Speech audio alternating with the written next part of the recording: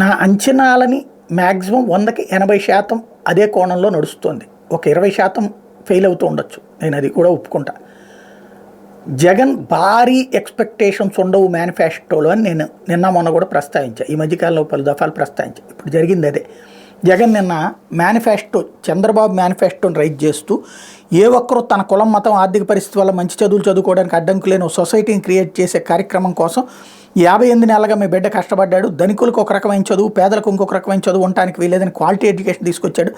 మీ బిడ్డ వేసిన ఈ విత్తనాలు మరో 10-15 సంవత్సరాలు ఏ స్థాయి వృక్షాలు అవుతాయంటే, మన పేదింట్లో పుట్టిన మన పిల్లలు ఏ లెవెల్లో అనర్గళంగా ఇంగ్లీష్లో మాట్లాడతారంటే పెద్దింటి పిల్లలకు కూడా అసూయ పుట్టే విధంగా వాళ్ళు మాట్లాడే పరిస్థితి వస్తుంది.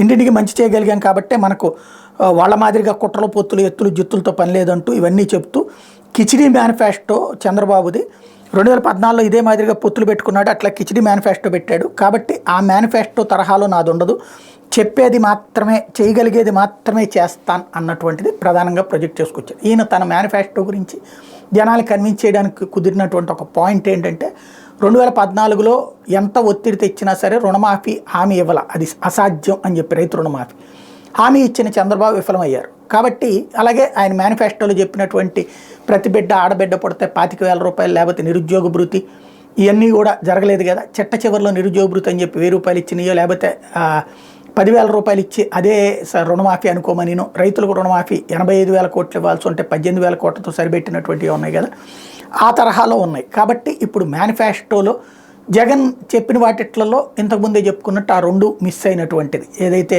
జాబ్ క్యాలెండరు, మద్య నిషేధం తప్ప మిగతాయి చేసుకొచ్చారు. కాబట్టి ఆ రెండిటి పాఠం అనుకోవచ్చు, లేకపోతే చంద్రబాబు ఇష్యూని బేస్ చేసుకుని కావచ్చు. మేనిఫెస్టోలో ఎక్కువ హామీలు ఉండేటటువంటి అవకాశం లేదని తన నిన్నటి ఉపన్యాసాన్ని బట్టి అందుతున్న సందేశం.